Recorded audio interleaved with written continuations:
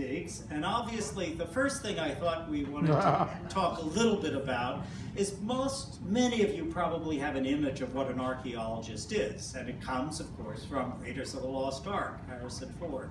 Here he is, the felt hat, he carried a whip, and of course, more importantly, he was running away from pirates, bandits, natives, whatever. And very handsome. Well, and he's very handsome. Right? Yes, okay. No comment.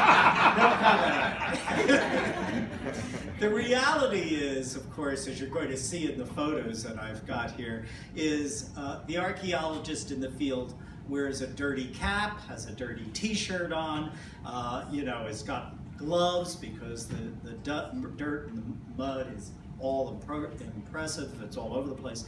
And you also have you need very sturdy boots because of the sites that you're walking over, the rocks and the rest. So there's no way I could run fast in those boots. So we're a very different creature, those of us that end up on these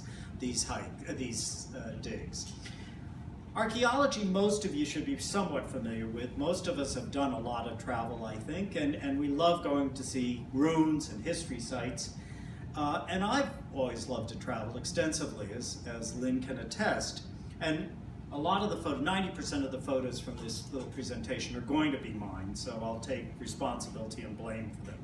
But I had never participated in a dig, and I thought it was time to see if I learned a little bit more about what they actually do on the digs. Just quickly, you're all probably familiar with sites, the most famous sort of archaeological sites, Pompeii and Herculaneum.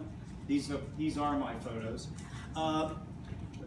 The fascinating thing about archaeology is, and in this case, Mount Vesuvius sealed a precise moment in time in August of 79 AD.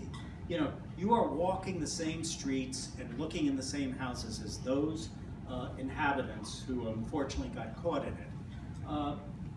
For archaeologists, earthquakes, fires, volcanoes are wonderful because it preserves history. Not great for the inhabitants, but it is wonderful for history. And the interesting thing you should realize, if you haven't been to both, Pompeii is obviously a phenomenal site, very large. It's actually almost too large, and still most of it has not been fully excavated. But you can really see the lifestyle, the streets and the houses, etc. The problem with Pompeii is it's very open, very hot. And the nature of the ash and pumice that came from Vesuvius and Pompeii burned most things. So the second floors and all the wood burned, basically. So only the rock and stone type things are retained.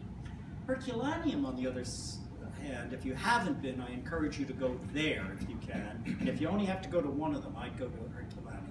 It's a smaller excavation. A lot of it hasn't been uncovered. But what was nice about it, the pyroclastic flow that buried the town hardened into very hard mud virtually immediately, preserving the frescoes on the wall, preserving the second floor. We have wood second floors in Herculaneum. Fascinating stuff. Try to show you the passion I have for this, even though I'm not an archaeologist. It's great to be able to see this firsthand. Pompeii, there is some frescoes